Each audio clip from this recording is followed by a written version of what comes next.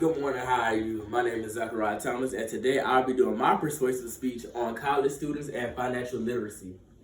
All right. According to the national survey conducted by Ohio State University in 2015, 7 out of 10 college students feel stressed about their personal finances. This number is not surprising considering that most students are maintaining jobs throughout college, adjusting to being on their own since leaving home from their parents, or consuming debt to pay for college with the hopes that they will get a good job upon graduation. Now that is a big issue. Reason being, with most students who are in school full-time, such as myself, we typically don't have enough time to work full-time jobs. So that means a lot of us have to work part-time. But working part-time, we're not allowed to make as much money as we could if we're working full-time. So a lot of students just say throw a number out there with schools, $20,000 a year. You get the full Pell Grant, that's around $6,000 if you get the max. I mean, you have to come up with another $14,000 on your own if you don't plan on taking out any loans. With that being said, that's why I feel like students should become more financially literate and learn how to save their money so that if situations like this shall come apart, they'll be able to handle that situation. College students should become financially literate and should prioritize establishing emergency savings funds because college is an opportune time to save money and avoid financial mistakes that could haunt them post-graduation.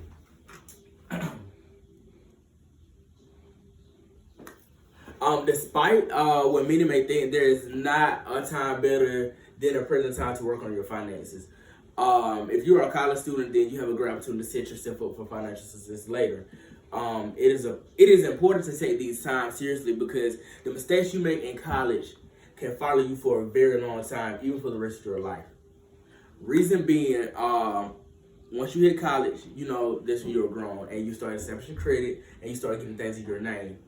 If you're the type to make decisions without thinking, you get in debt and then you decide, hey, this is something I can't afford, I have to let it go back. You impact your credit and that's going to follow you for the rest of your life unless you decide to take steps as far as getting your credit repaired. That takes a very long time. It's something that I personally would not recommend. I personally recommend you to become financially literate and start making good decisions while you're in college as you're trying to progress.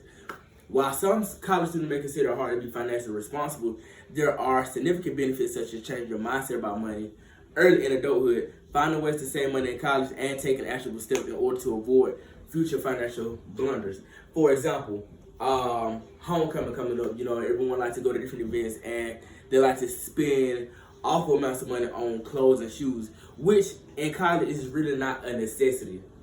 You can save the money for gas, food, books, overdue balance that you may not know of, anything of that nature.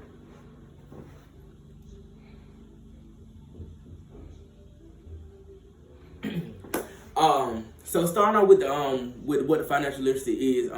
Financial literacy is the ability to know, monitor, and effectively use financial resources to enhance the well-being and economic security of an individual, his or her family, and his or her business.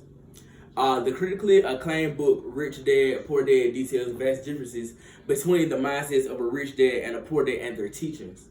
One encouraged talking about money and the business at the dinner table, the other forbade the subject of money to be discussed over a meal.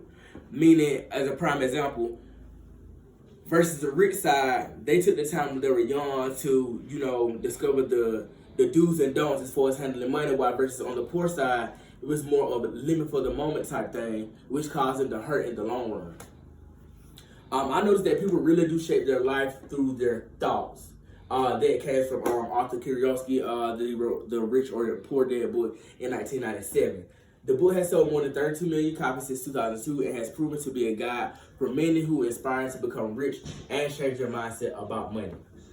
Another point I want to hit is finding ways to save money in college, like I mentioned earlier. Okay, so most college students aren't earning enough money to make ends meet, or they spend what money they do have rather poorly because they weren't taught money management skills in high school, which is when I go back to the basic spending awful amounts of money on clothes and shoes and things that are not necessities. While students may have not been taught money management skills in high school as an adult, they are more than capable of being resourceful enough to find the knowledge to improve their finances. There are many financial services and the Advantage Credit Counseling Service, which other free tips through blogging. The suggestions for saving money while in college include, but are not limited to, creating a budget and sticking to it. opening up a savings account, buying items in a bulk, alternative means for transportation, purchasing used textbooks, living in the dorm, cooking instead of eating out, using student discounts, and using credit cards wisely. Those are different examples that you can use as an individual to save you money in the long run. For example, if you put yourself on a budget and you decide that, hey, I'm going to save $200 out of each paycheck and only spend $100, those are ways of saving money. This extra $200 is going to be in your bank account every week. By the end of the month, you should have roughly $800. This is a rough guess. Saving a bit of money from each of your paychecks for each week is a way to ensure that you have financial safety net in place in case of an emergency, which is where that extra $800 at the end of the month comes into play.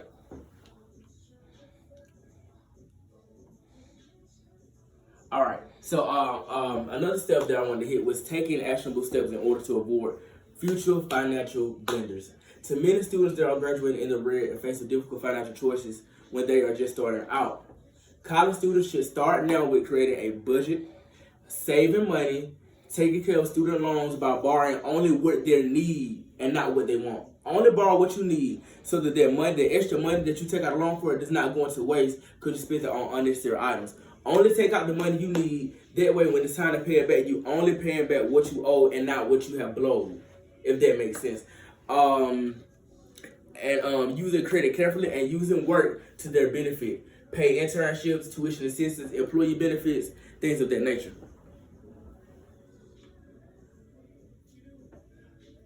All right.